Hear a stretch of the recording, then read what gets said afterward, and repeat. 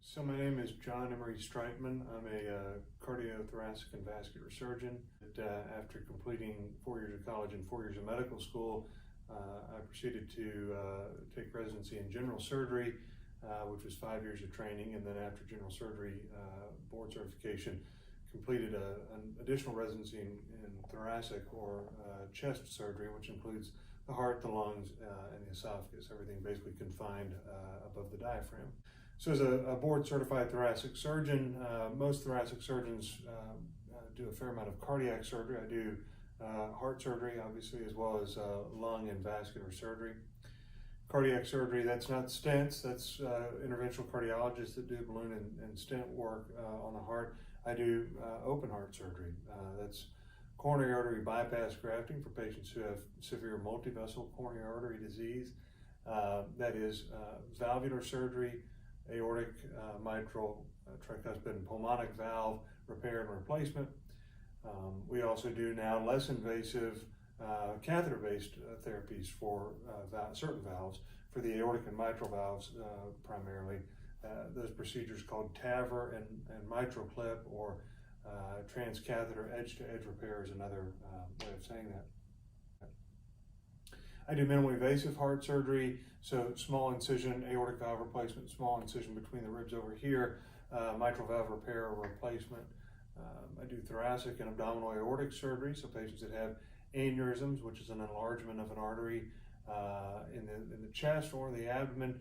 Again, those can be open surgical approaches or endovascular, meaning working from inside the blood vessel to repair those enlarged arteries. The vascular portion of my practice, vascular surgery, really is in three main territories: arterial disease in the neck, carotid artery disease, arterial disease in the abdomen, again, aneurysms, but also blockages, and then arterial disease down in the legs, what we call peripheral vascular disease or peripheral arterial disease for patients who have blockages in the leg arteries.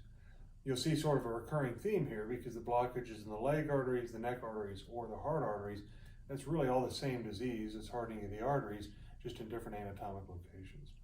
As a thoracic surgeon, I do lung surgery for lung cancers, other benign lung diseases. Sometimes that's small incisions and scope instruments, sometimes that's larger incisions depending on the procedure, the amount of lung that needs to be removed, etc. Esophageal surgery, so the esophagus, which connects the mouth to the stomach. Of course, there's malignant conditions, cancers that we sometimes treat, and also benign regions that patients need operations on their esophagus. Certainly, we have a relatively robust 5-year old structural heart program. And when I say structural heart, that's really sort of this association between cardiologists and surgeons to use hybrid technologies to treat conditions that were treated solely by surgical means. Again, that's aortic valve disease with these devices that are called TAVRs, transcatheter aortic valve replacement, where we insert an aortic valve through a groin or a chest or neck incision from inside the blood vessel. We also have similar techniques to try to repair or eliminate leakage of the mitral valve. And so that hybrid team approach is something that is pretty mature here, honestly, and we continue to grow that service line for sure. Great. So I don't know that I have one of these stories where there was an epiphany in my life that, some physicians will have had a disease or a condition or an accident or some sort of a moment of clarity where they became sure that medicine was what was in store for them. Some other physicians have grown up amongst a family full of physicians, and I didn't have that experience either.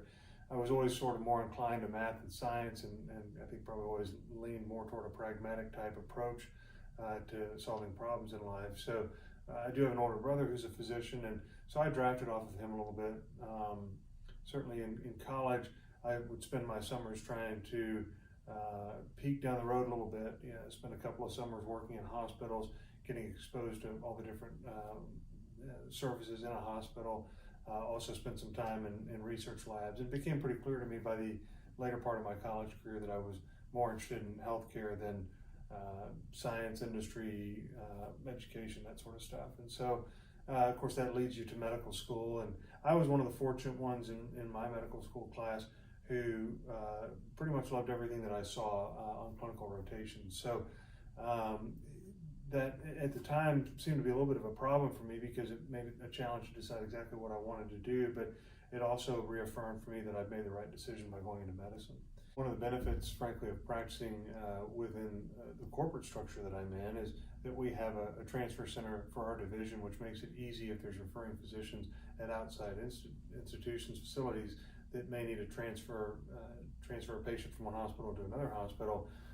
We're all very accessible from that regard, and I try to make myself very accessible even with regards to patients that are sent from primary care providers and other consultants, because I think it is really easy in this day and age for everyone to be going in different directions, and for the most part, gone are the days where a primary care doctor comes every day to the hospital around on his or her patients that are in the hospital, and so sometimes patients get lost in that machine, so that there's the outpatient side and the inpatient side, and I may have a patient who gets admitted through the emergency room and has a heart attack and needs bypass surgery, and their primary doctor never knows. And so we really try to identify who the outpatient care provider is for these patients, and I really enjoy, whether it's a verbal conversation or text messages or what have you.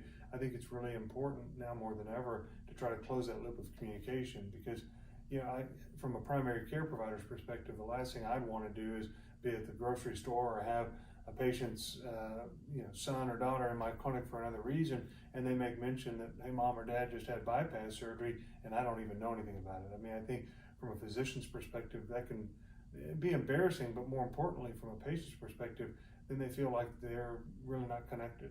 And so I think it is important for us, those of us that do primarily inpatient care, to really try to bridge that gap between the inpatient and outpatient sides.